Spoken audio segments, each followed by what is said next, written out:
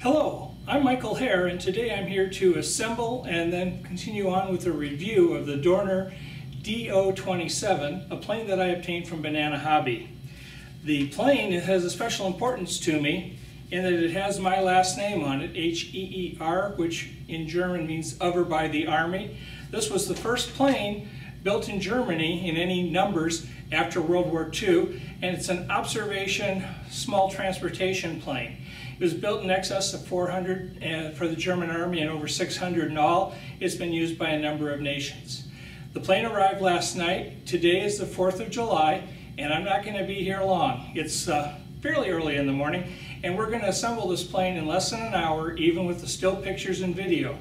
In a moment, I'll show you still pictures of the part, and then I will come back and have shown you the first step of the assembly, which involves no glue, simply mounting the prop and the spinner onto the front of the plane.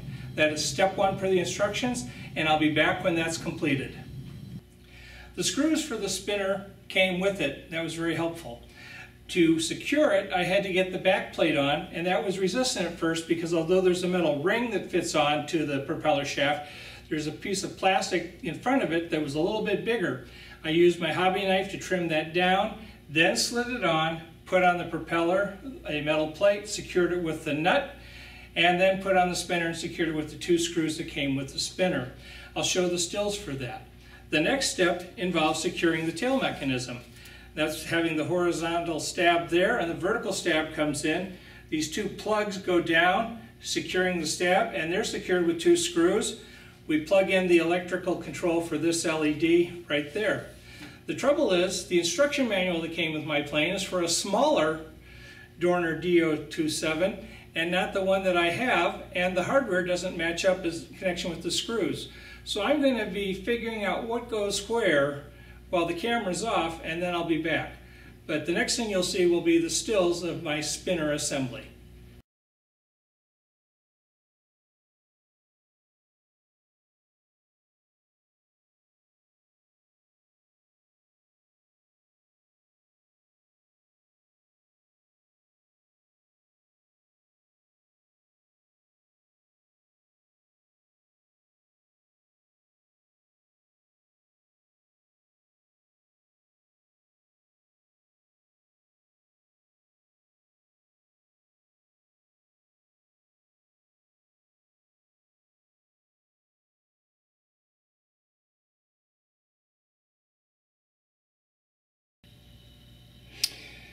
Okay, when I last talked to you, I had indicated the spinner was done. I've showed you the stills, and I said while I was off camera, I'd figure out where the screws went, and I've done that.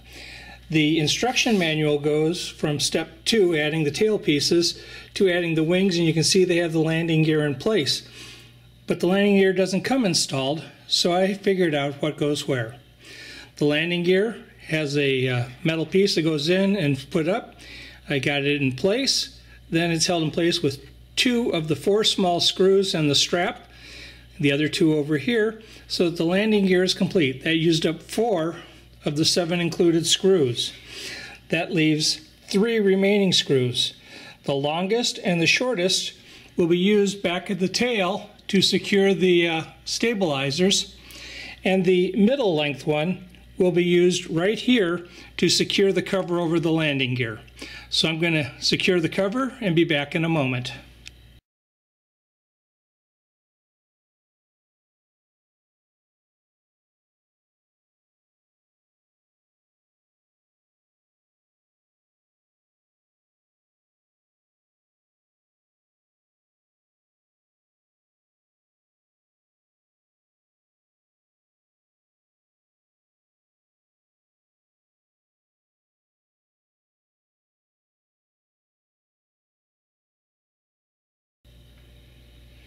The cover for the landing gear has been reinstalled and is secured in place with 1 bolt or screw. So that is taken care of. Now we will add the stabilizers to the back of the fuselage. Before I cover it up, I thought I'd best to show you the servo that's used to steer the tail wheel. The rudder and the elevator and rudder are controlled by servos further forward in the fuselage.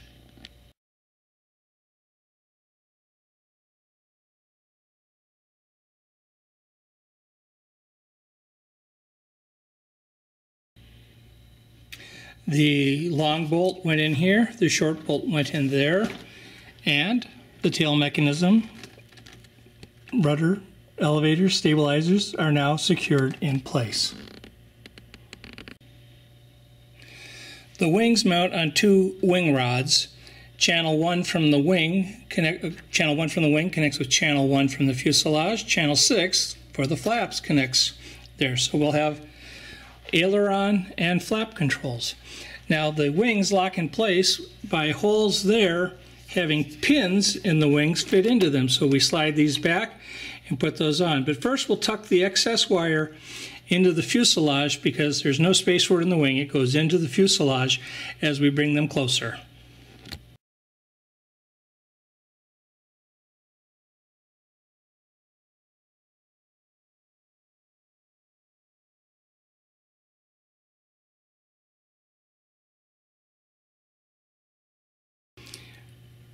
Here's the Dornier DO 27 fully assembled. It's not yet ready to fly in that I haven't attached my receiver, but I do have a Spectrum receiver to attach right over there next to my camera.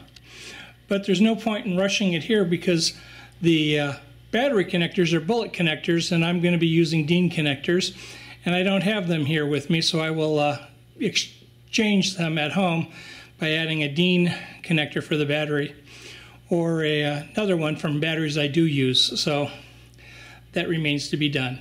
But otherwise, in about an hour and a half, the plane is ready to fly. The reason it took me a little longer than expected was, one, the instructions were not for this plane, but for a smaller DO-27, and didn't show the landing gear being attached. And two, the landing gear screws were soft metal, and the holes rather small, so I used a 3/32 drill bit on those four plastic mount holes to expand them. I did no drilling for the other three screws used in the assembly. So really quick assembly. If I did another one, I'd have it done in about 40 minutes without having to take pictures and stuff, or even quicker. Nice looking plane. The wings come off easily for transportation. The tail can be removed with the removal of two screws. So there we have it. Now let's give a couple different views.